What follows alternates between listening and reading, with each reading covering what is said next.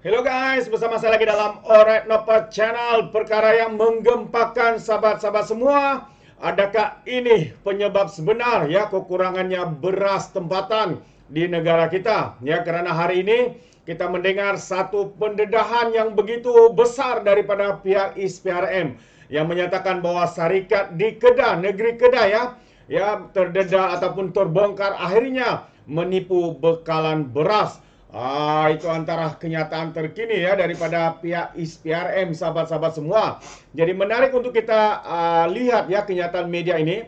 Tapi sebelum saya teruskan, jangan lupa juga untuk terus support Alright Nopal Channel dengan cara tekan butang subscribe, like, dan share. Mari kita ikuti berita gempak hari ini. Ini dia ISPRM bongkar sebuah syarikat di negeri Kedah, sahabat-sahabat semua, menipu bekalan beras. Jadi apa sebenarnya yang berlaku? Kenapa sehingga begitu? Kenapa tindakan mereka ini untuk menipu bekalan beras tempatan khususnya? Jadi mari kita ikuti kenyataan media ini yang mana menyatakan Suruhanjaya Pencegahan Rasuah Malaysia ISPRM berjaya membongkar satu kegiatan penipuan pembekalan beras sebanyak 28 tan metrik yang bernilai 100 juta ringgit melibatkan sebuah syarikat di negeri Kedah yang menyebabkan kepincangan pengedaran dan penjualan bahan makan ruji itu di negara ini.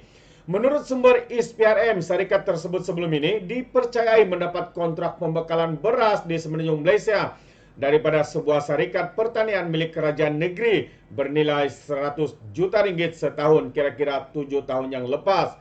Berdasarkan kontrak itu, syarikat tersebut telah membuat pinjaman bank sebanyak RM30 juta sebagai pembiayaan projek terbabit beberapa tahun lepas, katanya dalam satu kenyataan hari ini. Jadi menurut sumber lagi, pengarah syarikat berkenan di Saki telah berpakat dengan seorang ahli lembaga pengarah syarikat milik kerajaan negeri bagi mengesahkan pembelian dan penghantaran sebanyak 28 tan metrik beras setahun, namun pembekalan itu tidak dibuat. Katanya sebelum ini syarikat ini telah mengemukakan dokumen dengan butiran matan palsu kepada pihak bank untuk tujuan pembohongan pembiayaan pinjaman berkenaan ya, dan telah menerima amount sebanyak RM30 juta menerusi beberapa transaksi.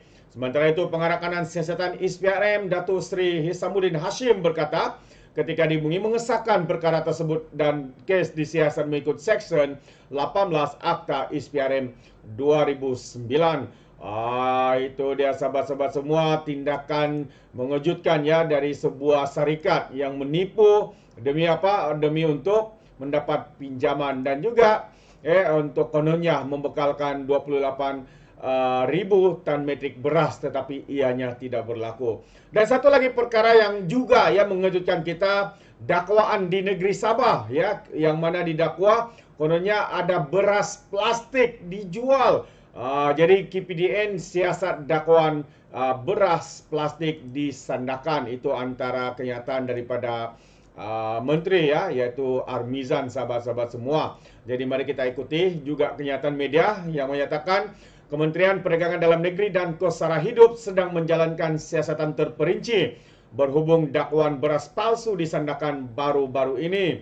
Ya, pemangku mantan Menteri Perdagangan Dalam Negeri dan Kos Sara Hidup Datuk Armizan Muhammad Ali berkata, penyiasatan telah dilakukan serta-merta oleh KPDN Cawangan Sandakan di bawah Seksyen 5 Akta Perihal Dagangan 2011. Katanya, lawatan telah dilakukan di premis terlibat, manakala maklumat tambahan juga sedang diperoleh daripada pengadu yang telah memviralkan video tersebut selain menyemak invoice daripada peruncit dan juga pembekal.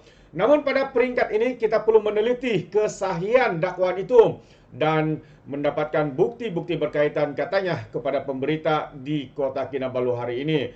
Jadi terlebih dahulu, beliau yang juga Menteri di Jabatan Perdana Menteri Hal Ehwal Sabah dan Sarawak dan tugas-tugas khas menyampaikan watika perlantikan kepada 114 pegawai teknikal lantikan kontrak melibatkan juruterah grade J41, penolong juruterah grade JE29 dan penolong juru ukur bahan grade JE29 di Sabah.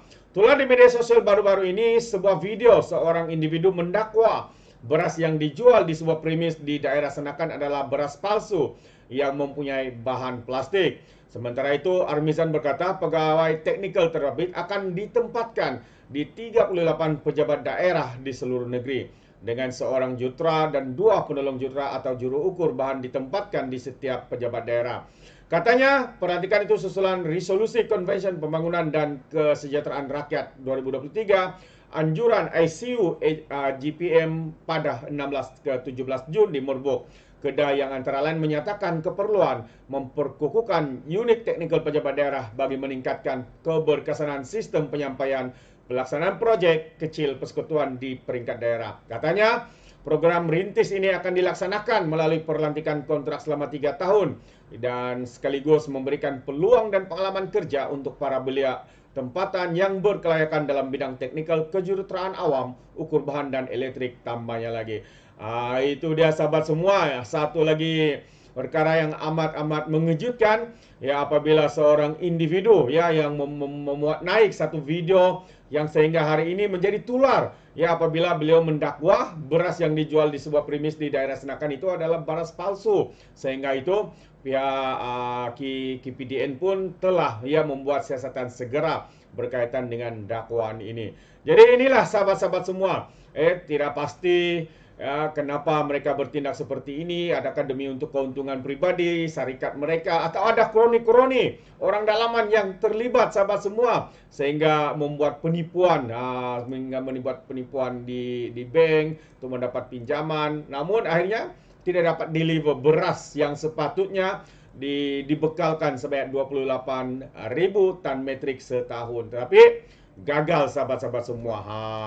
Jadi adakah ini salah satu menjadi punca ya kenapa beras tempatan, beras putih tempatan kini ya tidak mencukupi, karena adanya syarikat-syarikat seperti ini. Syarikat ini yang ada di negeri Kedah sahabat semua ya, terbabit di dalam kes-kes penipuan demi keuntungan syarikat, individu, mungkin ada kroni-kroni orang dalaman dan sebagainya. Jadi amat mengejutkan. Semoga pihak KPDN akan melakukan siasatan ya, walaupun mereka sudah umumkan siasatan segera dilakukan, tapi lakukan dengan secara drastik ya, karena ini melibatkan makanan ruji, makanan harian yang diperlukan oleh rakyat Malaysia, rakyat Sabah, rakyat Sarawak. Terima kasih. Jadi sampai di sini saja, izinkan saya untuk mengundurkan diri, tapi sekiranya Anda mau berikan sebarang komen, Anda boleh berikan komen dalam ruangan komen.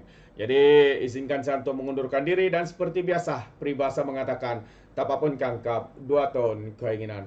Dalam bahasa Melayunya, tepuk dada, tanya selera. Sekian saja pada Alright Napa Channel. Sehingga kita berjumpa lagi. Bye-bye.